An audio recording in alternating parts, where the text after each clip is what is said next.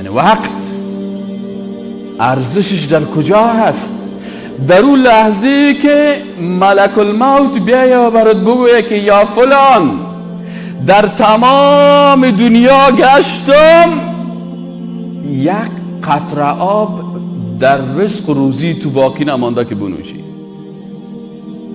یا فلان در تمام دنیا گشتم، یک لقمه از غذا در نصیبتون نمانده که بخوری. خلاص است، رزقت ختم است، روزیت ختم است. و یا فلان یک لیتر اکسیژن هم در کل دنیا گشتم، برای تو باقی نمانده، پس تمام آنچه که در زندگی دنیا داشتی ختم است.